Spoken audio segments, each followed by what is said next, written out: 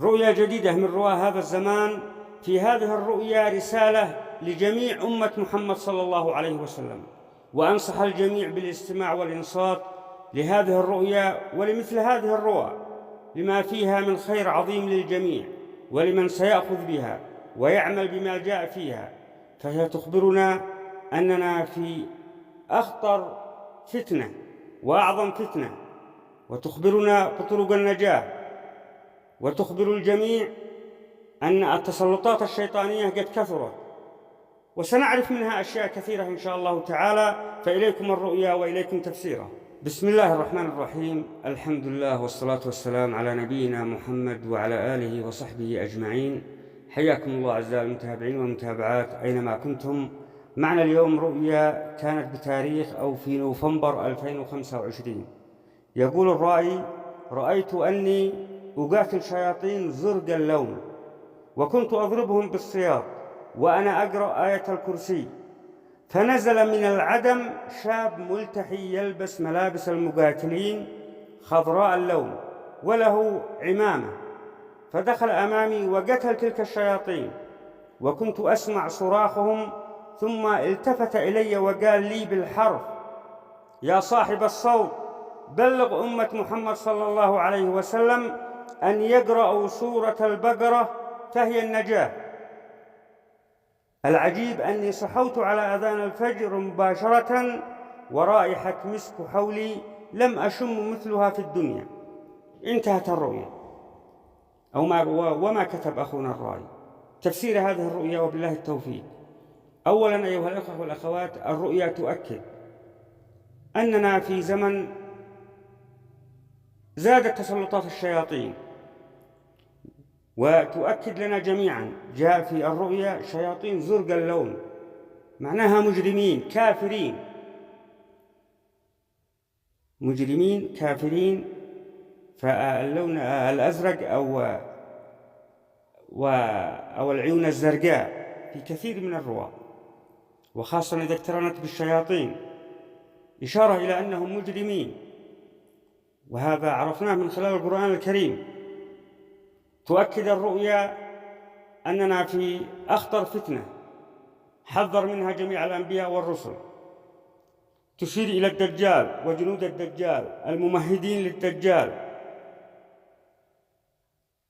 شياطين زرق اللون، إشارة واضحة إلى أن التسلطات ستكثر والشياطين المنجمة ستخرج أو خرجت، وفعلا قد يكون خرجت، وقد تكلمت عن هذا سابقا. النجاة في سورة البقرة أيها الأخوة والأخوات، وتذكروا كلامي هذا، لا حياة بدون سورة البقرة. قد تكون هذه العبارة لم تسمعوها من قبل، ولكن سيعرف معنى هذه الكلمات من سيداوم على سورة البقرة ويرى الفرق، وخاصة المصابين. لا حياة، افتح قوس واكتب لا حياة بدون سورة البقرة وأغلق القوس. ويصح أن أقول جربنا سورة البقرة وعرفنا عظمتها. سورة البقرة هي عين الحياة أو ماء الحياة. سورة البقرة تساوي قوله تعالى بعد أعوذ بالله من الشيطان الرجيم في سورة النساء: ولن يجعل الله للكافرين على المؤمنين سبيلا. هناك إصابات، هناك متسلط أو قد يتسلط عليك جن منافق، فقد يصيبك بأشياء ويتعبك.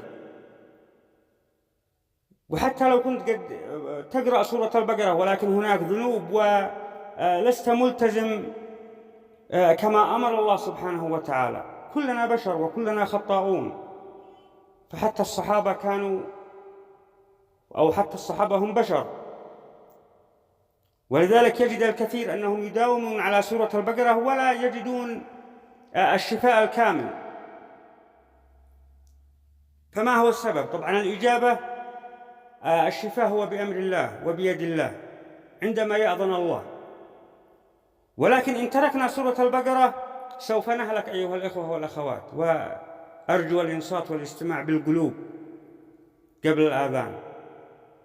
قد نيأس، كلنا بشر، قد نداوم فترة ونتركها ونشعر أنه لا يوجد تغير، أو قد يكون قد ارتحنا بعض الشيء بعد أن تركنا المداومة على سورة البقرة. ولكن هذه كلها خطوات للشيطان. ترك سورة البقرة حسرة كما أخبرنا سيدنا محمد صلى الله عليه وسلم فيما معنى الحديث عندما قال: سورة البقرة أخذها بركة وتركها حسرة ولا تستطيعها البطلة. إذن سورة البقرة لا يستطيع الكافرين أن يضروك. قد يبدأ يقرأها بعض الأخوة والأخوات ويشعرون بضيق. طبعا من الآن أتحدث عن الرمز الأخير، وسأخبركم ما هو السياط وكيف حصل الرأي على ذلك السياط الذي كان يضرب به الشياطين. عندما تقرأ سورة البقرة أو في بداية قراءتك لها في الأيام الأولى تشعر بضيق شديد. هنا أيها الأخوة والأخوات إشارة إلى أن الشياطين أصبحوا أقوى وأنت ضعيف. الإصابة أصبحت أشد، ولذلك يجب عليك الاستمرار. طبعا الكلام سهل والتطبيق صعب، وظروف الناس لا تستوي. هناك من يتهيأ له الجو أو الظروف ويستطيع أن يقرأ ويداوم، وهناك من لا يستطيع. ولكن فلا تأخذوا هذا الكلام كعذر، أو يأخذه الشيطان ويجعله كعذر لكم أو لنا جميعا. يجب مجاهدة النفس.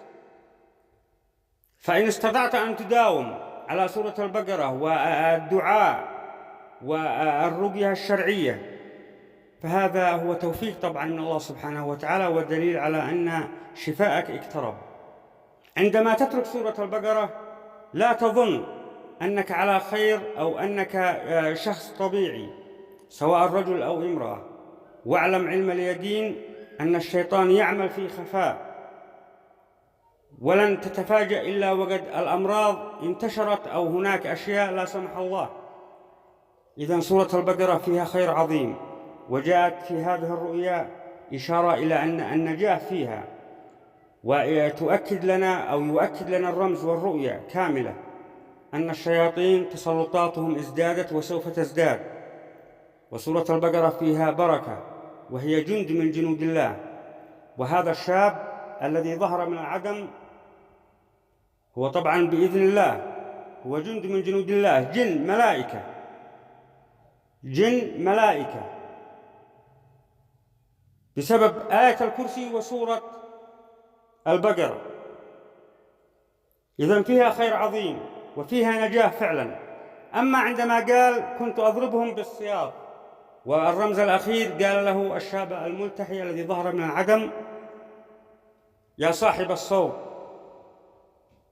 الصوت أيها الإخوة والأخوات قد تحصل عليه، قد ترى أن لديك سيف أو حتى مسدس أو حتى السياط، كلها أشياء تشير إلى معنى واحد وهو سلاح وتأييد من الله سبحانه وتعالى بروح منه.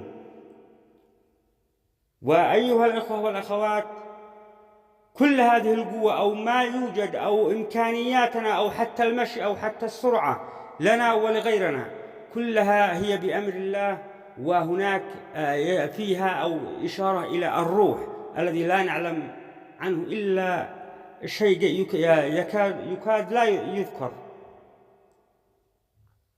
الصياط تحصل عليه من أشياء كثيرة، منها أو أولها الدعاء. الصياط رمز يشير إلى الدعاء. طبعا الصياط هو كذلك معناه السيف، ومعناه كذلك حتى مسدس، وهذه رموز كلها مكتوبة عندي. تحصل على هذه الأشياء أولا الدعاء، وكذلك الصياط رمز يشير إلى الرقية الشرعية، ويشير إلى الصدقة الجارية، ويشير إلى الإيمان الخالص. سأقرأ عليكم آيات تشير إلى الصياط وكيف تحصل على ذلك الصياط، وطبعا هو روح من الله سبحانه وتعالى.